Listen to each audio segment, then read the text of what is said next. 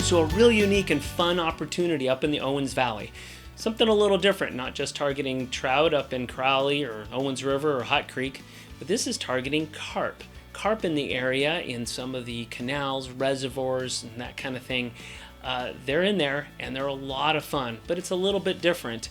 So we talked to Jarett Coon, who's a guide up in the area with Sierra Mountain Trout Guide Service. He specializes in carp and bass in these canals and reservoirs, and he talked a little bit about the gear he uses in gearing up to target those kinds of species and those fish in that area. This is an Echo Ion 7-weight with the old Lamson, what is that, the remix on there? I like that little reel. The Cortland, I think that's the double taper Trout Boss 6-weight line there. I like the double taper for carp, nice and subtle, like dry fly fishing. Stealthy casts, you don't want to spook them. They're very wary fish. Backing is definitely a factor with carp. You don't need any backing really for bass. They're never gonna run. They usually dive right for cover, but carp, if carp got the room, they're gonna run on you. So I cram as much backing as I can on there. For my stillwater flats, I use this. I got 200 yards on there for carp. They will go. You get a big carp, they'll go. So have your backing on your carp setup. You can go with weight forward as well. I underline this a little bit just for a little bit of stealth. Again, I can cast them in shallower water. It's not going to spook them as bad. So the double taper, I've really been liking that on this. Weight forward will work as well though. But another consideration is color. You do not want this to be bright for carp. Nice stealthy tip. They're making a lot of camo tips and just dull colored tips for carp. I highly recommend that. Bright fly lines, they're going to see that going back and forth. When it hits the water, it's going to scare them. So double taper, weight forward, 6-7 weight is really good. Lots of backing for carp. For a leader, I just got a regular old 7.5 foot tapered leader. It is a 2X leader. Pretty strong one. We'll fish some heavier flies like a big conehead woolly bugger, stuff that weighs about that much. So that good heavy tapered leader helps to turn that over pretty nice.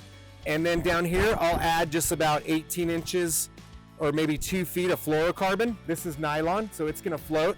And then my last little bit's gonna sink. I like to keep that line on top of the water, so it's kind of out of their face. I don't want that leader down in the water where it can flash and maybe that carp can see it. So my leader's gonna float on top and the last little bit dives down in there right down to the carp. So keeping as much of that leader out of the water as I can. So the fluorocarbon on the end there, 18 to 24 inches of 3X. I taper that down. I use 3X. A lot of people might pucker at that and think it's too light, but I've caught 20-pound carp on 3X, and that's what I use. But feel free to go heavier. The water's usually dirty for carp, so you could go to 2X or 1X if you want. I'd probably recommend at least 2X if you're just starting out and don't really know how to fight them yet. But 3X works for me.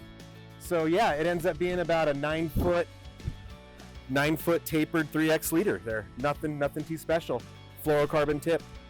Ready to get out there and do something a little different, a little bit fun up in the Owens Valley, and not just the same old thing of going to the Owens or Lake Crowley.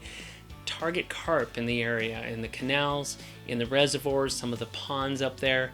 It's like a hunting, it's sight fishing, and there's this whole kind of technique and strategy that's very different, and the gear is different, as you could see there from Jarett Coon. He's a guide with Sierra Mountain Trout Guide Service, and he does guide for trout on Owens and Hot Creek and the creeks in the area, but he also does and specializes in bass and carp in the canals and reservoirs. And so if you want to try something a little bit different from somebody who knows what they're doing, it's very professional and a lot of fun, you look no further than Jarett Coon with Sierra Mountain Trout Guide Service. And we'll put you in touch with him if you just let us know, and we'll see you right here next time on the Backcast.